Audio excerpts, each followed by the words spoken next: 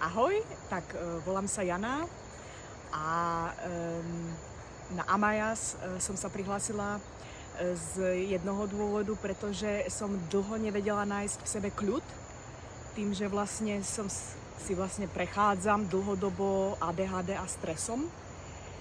Takže som vlastne hľadala nejaké odpovede moje životné, nejaký smer nový a kľud v tom živote, vlastne ten vnútorný pokoj.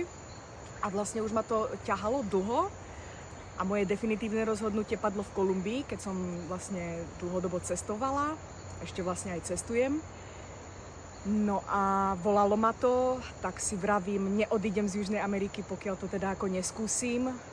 Buď mi to dá nejaké odpovede, buď nie, ale proste tam bolo to volanie tej džungle, aj tej ayahuasky. A odchádzam úplne nabitá energie, akoby aj trošku nový smer. Mám taký pokoj v sebe. Prvá ceremonia bola veľmi náročná, čo sa týka akoby toho uvedomenia. Veľmi sa tam to všetko bylo vo mne. Rôzne pocity, emócie, strašne veľa myšlienok, bordel, keď to tak mám povedať. Bol to bordel, odpad. A vlastne postupne sa to začalo zlepšovať a tá myseľ sa akoby rozjasnila. Bolo to veľmi zaujímavé, že to takto vzniklo. Ayahuasca mi ukázala rôzne odpovede, dala mi odpovede a vlastne môžem povedať, že som si teda prešla aj tou transformáciou a teda teraz sa to budem snažiť udržiavať v bežnom živote, čiže bude to najťažšie, ale verím, že sa to dá a že proste som našla aj to ukotvenie v živote.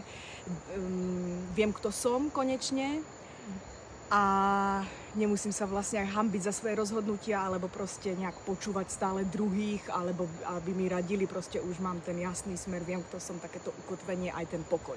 Čiže vlastne už teraz aj meditácia by mohla byť pre mňa ľahšia, pretože som sa pokúšala v minulosti meditovať, ale nešlo to, furt tam chodilo niečo a teraz už viem, že teda by to mohlo byť lepšie, ľahšie a vlastne by mi to mohlo aj pomôcť. Takže už to teda len praktikovať v bežnom živote a môžem povedať, že teda kľud som dostala, odpovede som dostala a vlastne aj takéto zakotvenie, aj vlastne uvidíme teda, ako sa to bude vyvíjať aj s ostatnými ľuďmi, s tými energiami, takže som rada, že som do toho išla. Bolo to náročné, ale tak treba preto niečo obetovať. A veľmi som si oddychla.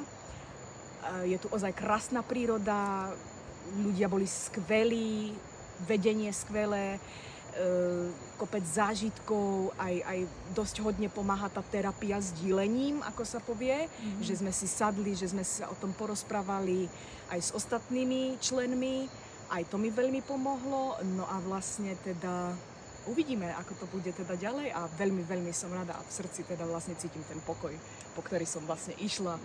A aj šaman bol skvelý, je to skvelý človek, je to vlastne tá aura mu svietí, tam keď človek sedel oproti nemu, všade bola tma, len vlastne on svietil, takže to ma vždycky tak ako upokojilo. Takže ten mier, ten je dôležitý v živote, tak som rada teda, že som sa zúčastnila a určite doporučujem aj ostatným. Je tam ten strach, ale treba ho prekonať a proste to také znovu zrodenie, áno, že to je krása. Takže asi takto. Ďakujem moc. Ďakujem.